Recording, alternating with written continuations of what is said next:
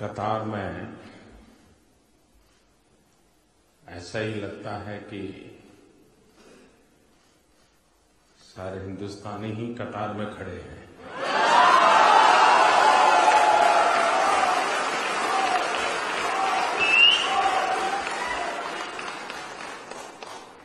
आप भी जब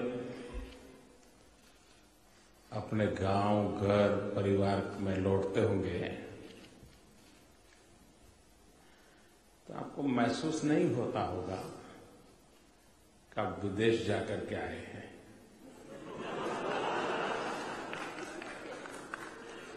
दुनिया के किसी और देश में होते और वापस जाते तो आपको भी लगता है हाँ किसी और देश से आए हैं।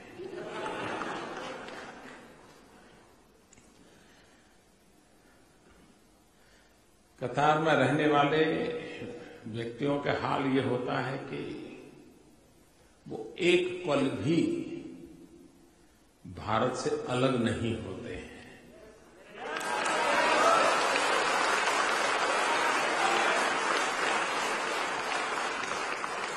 क्योंकि उन्होंने ही जनसंख्या के माध्यम से, रहन सहन के माध्यम से, बोलचाल की भाषा के माध्यम से एक प्रकार से वो कतार की धरती पर हिंदुस्तान को जी रहे हैं।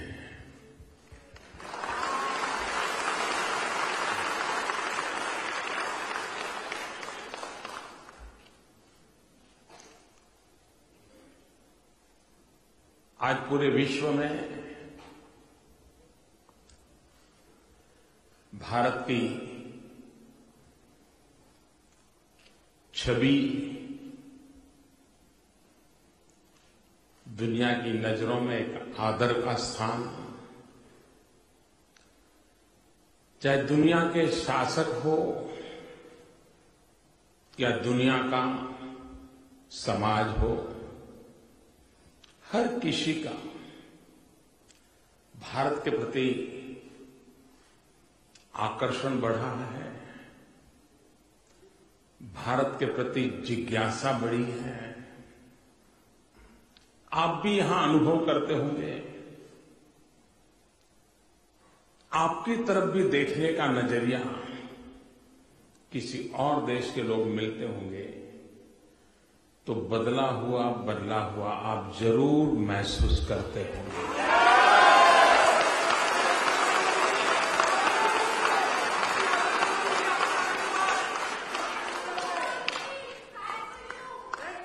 किसी भी राष्ट्र की प्रगति का आधार उसके जनमानस के में ऐसी हर छोटी मोटी घटनाएं जब एक विश्वास पैदा करती हैं, सम्मान पैदा करती हैं, तो सैकड़ों शिकायतों के बावजूद भी देश के लिए जीने का, जूझने का मन कर जाता है।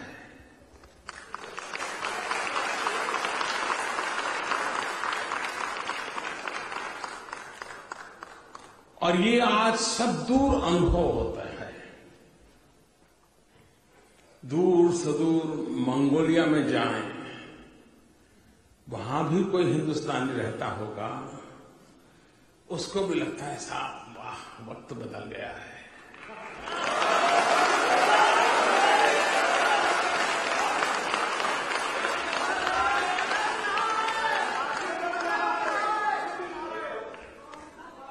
अब आप लोग आवाज दे रहे थे कि thanks to Modi, thanks to Modi.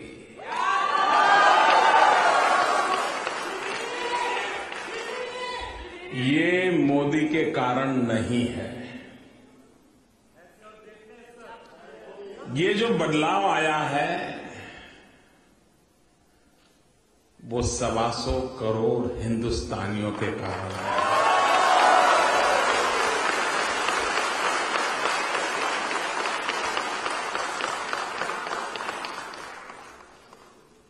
दुनिया की सभी credit rating agencies, world bank हो, आईएमएफ हो, हर कोई एक स्वर से कह रहा है कि हिंदुस्तान विश्व की सबसे तेज गति से आगे बढ़ने वाली इकोनॉमी है।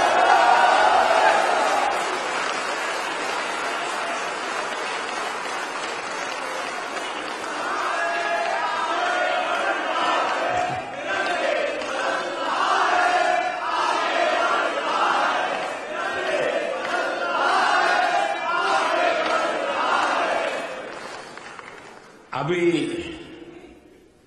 पिछले वर्ष के लास्ट तिहाई का जो जीडीपी के आंक आए, वो कह रहे हैं कि लास्ट तिहाई का ग्रोथ 7.9% था।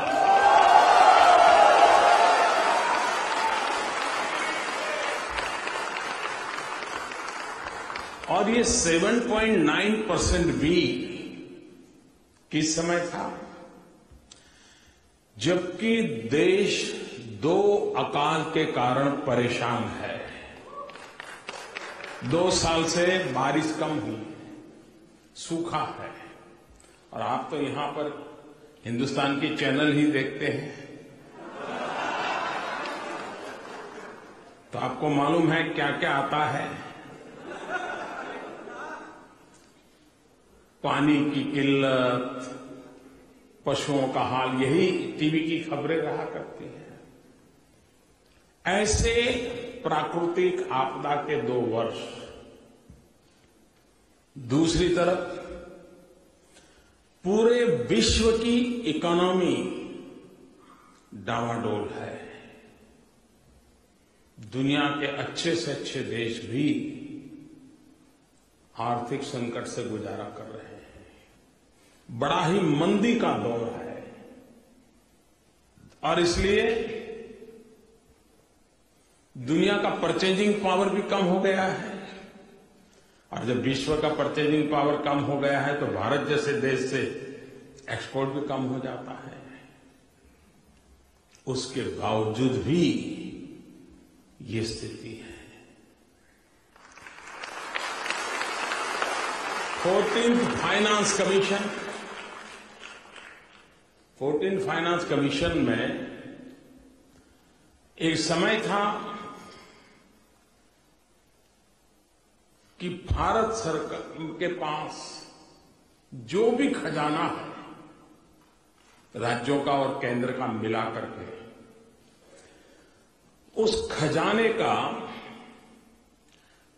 35% हिस्सा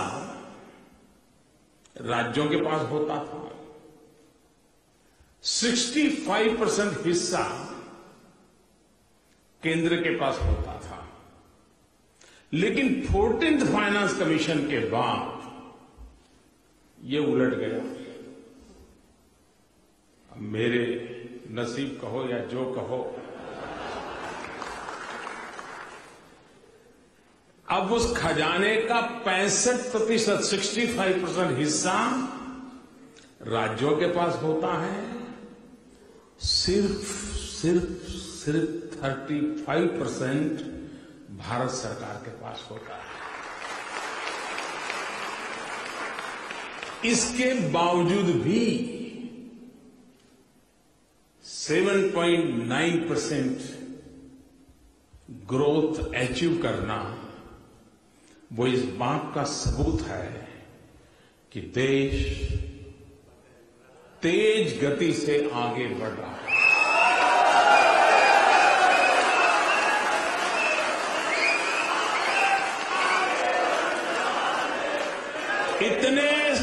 इतनी कठिनाइयों के बावजूद भी जब हम सरकार में आए तो देश के लिए मरने वाले, देश के लिए जीवन खपाने वाले हमारे सेना के जवान, हमारे सैनिक,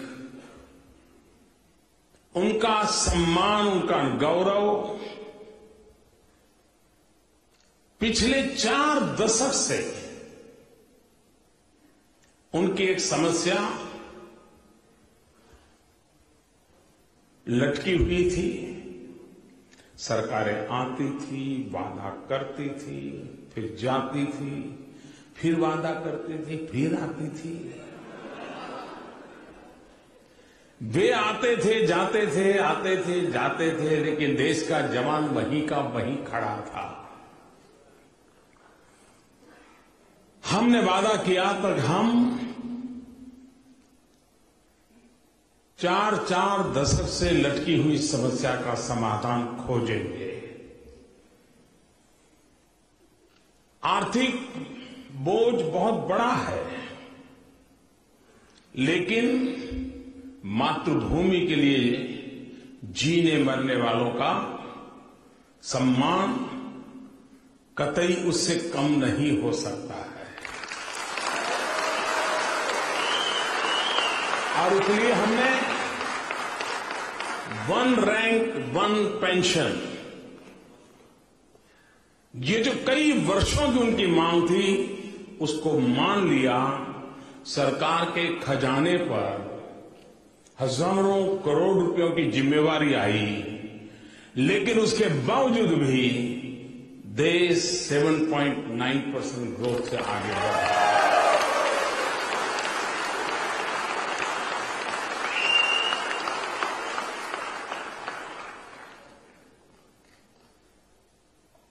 हम जानते हैं, हम 5-50 हिंदुस्तान के लोग इकट्ठे हो जाएं तो हमारी बातचीत के प्रमुख विषय क्या होते हैं। अगर क्रिकेट की सीजन हो तो क्रिकेट,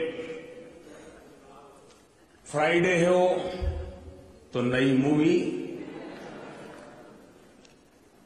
और अगर दोनों नहीं है तो हम लोग तो है ही हैं।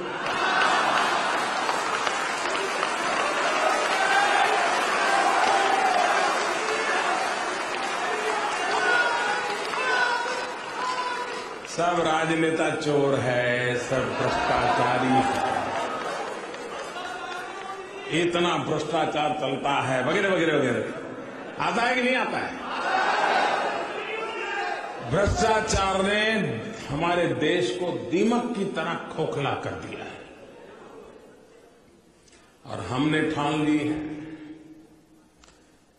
ये भ्रष्टाचार रूपी दीमक से देश को मुक्ति दिलानी है।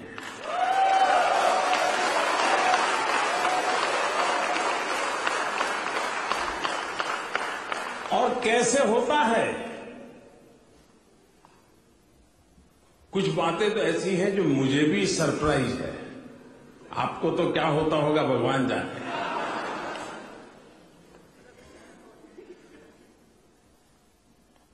जैसे स्कूल में स्टूडेंट,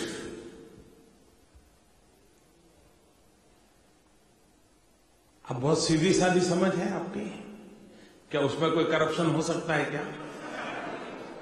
आप भी नहीं मानोगे, सोचा नहीं होगा ना।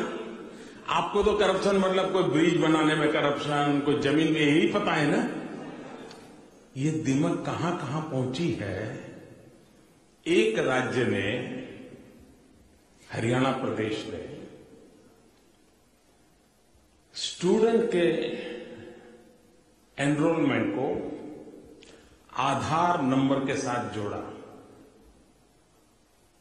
और उसके कारण परिणाम ये आया कि कई स्टूडेंट ऐसे थे जो पढ़ते थे प्राइवेट स्कूल में, लेकिन उनका नाम सरकारी स्कूल में भी होता था, वहां भी और यहां भी। यहां क्यों होता था? क्योंकि उससे मध्याह्न भोजन का पैसा मिलता था, टीचर की ट्रांसफर नहीं होती थी, रजिस्टर पर 50 स्टूडेंट है, हकीकत में 10 है। ऐसे फेक स्टूडेंट, और उसके कारण जब ये सफाई हुई तो हजारों टीचर, हजारों स्कूल के क्लास, करोड़ों रुपयों के बजट, सब कुछ बच गया। अब भ्रष्टाचार गया कि नहीं गया?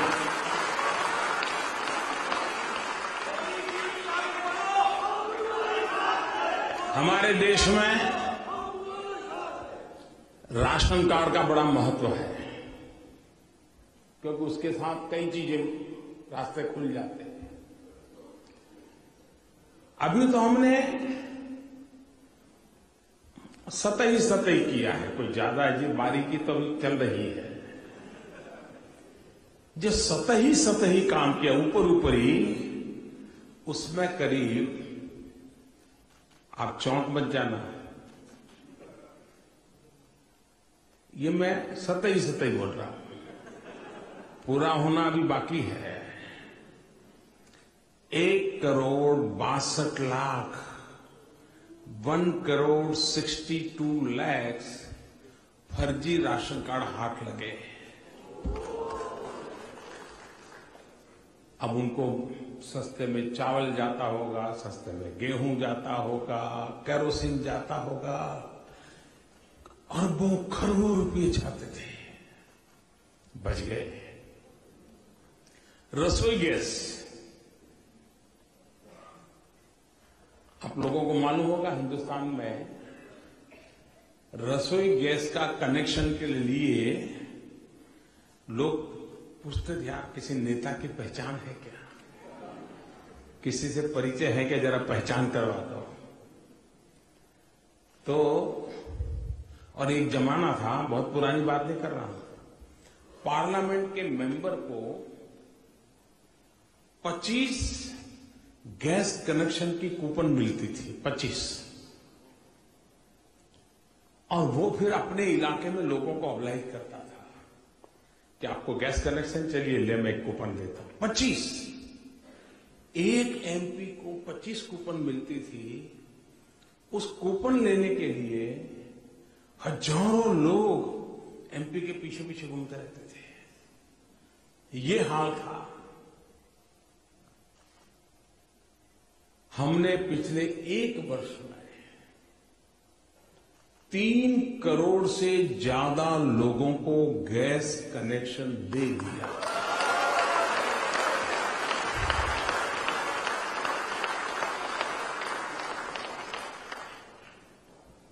पहले सब्सिडी सिलेंडर जो पहुंचाता था उसको मिलती थी, हमने वो बदल कर दिया। जो गैस उपयोग करता था उसके खाते में सीधी सब्सिडी के पैसे डालना शुरू किया। ये दुनिया का सबसे बड़ा डायरेक्ट बेनिफिट ट्रांसफर स्कीम है, दुनिया की सबसे बड़ी। Guinness book of world record में इसको स्थान मिला है। लेकिन परिणाम क्या हुआ? जब हमें देने लगे तो 3 करोड़ से ज्यादा लोग लेने के लिए आए ही नहीं। मतलब 3 करोड़ से ज्यादा लोगों का कहीं इधर उधर चला जाता होगा। आपको हैरानी होगी, ऐसे छोटे छोटे कामों के द्वारा अब तक, और ये मैं सतही बोल रहा हूं, अभी तो बाकी है,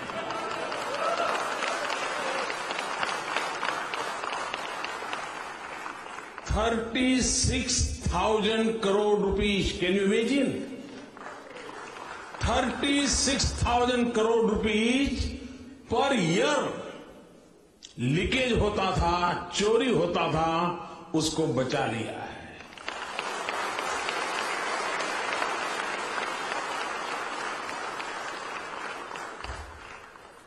ऐसी अनगिनत चीजें मैं आपको गिना सकता हूं। फाइनेंशियल डिसिप्लिन लाने का प्रयास, ट्रांसपेरेंसी लाने का प्रयास, एफिशिएंसी लाने का प्रयास, और इन सब कारणों से आज देश बहुत तेज गति से आगे बढ़ रहा है।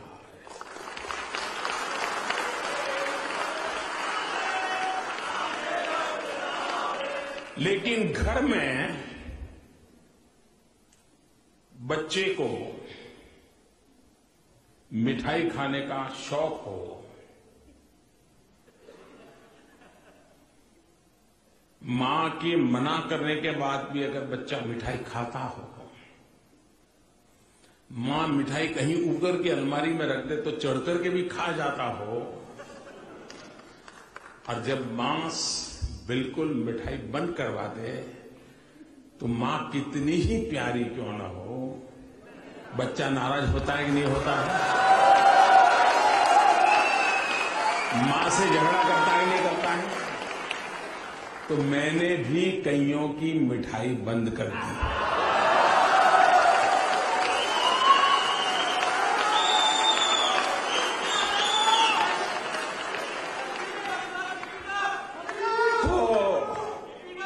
मुझे भी तो थोड़ी तकलीफ पड़ेगी, लेकिन इस तकलीफ को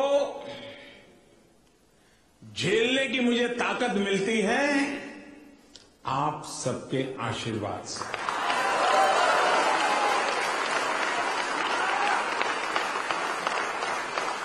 125 करोड़ देशवासियों के प्रेम के कारण, और उसके लिए मेहनत करने का मन भी करता है। देश के लिए हर दिन कुछ नई चीज करने का उत्साह बढ़ता है। आप लोगों ने यहां अपने व्यवहार से, वाणी से, बर्तन से, विचार से देश की शान बढ़ाई है, देश का गौरव बढ़ाया है। मैं यहां पर रहने वाले आप सबको हृदय से बहुत बहुत बधाई देता हूं। मेरी शुभकामनाएं हैं। कल सुबह मैं अफगानिस्तान में था, वहां पर अफगानिस्तान इंडिया फ्रेंडशिप डैम का उद्घाटन करने के लिए मैं हेरात गया था। करीब 14 जिले के किसानों को पानी मिलेगा, लाखों परिवारों को बिजली मिलेगी। तो एक प्रकार से हमारी महान परंपरा के अनुसार हर किसी के काम आना, इस इरादे से हम काम करते हैं। कल शाम मैं यहां आप लोगों के बीच आया, तब से लेकर के अब तक कुछ न कुछ कामों में लगा रहा हूं। भारत और कतार के संबंध बहुत ही घनिष्ठ संबंधों के रूप में एक दूसरे को घनिष्ठ मदद करने वाले, उपयोगी होने वाले संबंध रहे हैं। और यहां के सभी प्रमुख महानुभावों के साथ विस्तार से मुझे बातचीत करने का अवसर मिला। यहां के पर रहने वाले भारतीय समुदाय के प्रति वो जो गौरव महसूस करते हैं, अपनापन महसूस करते हैं, वो उनकी हर बात में झलकता था। किसी देश के शासक जब मेरे देशवासियों की इतनी तारीफ करते हो तो आप कल्पना कर सकते हैं मेरा सीना कितना फूलता होगा।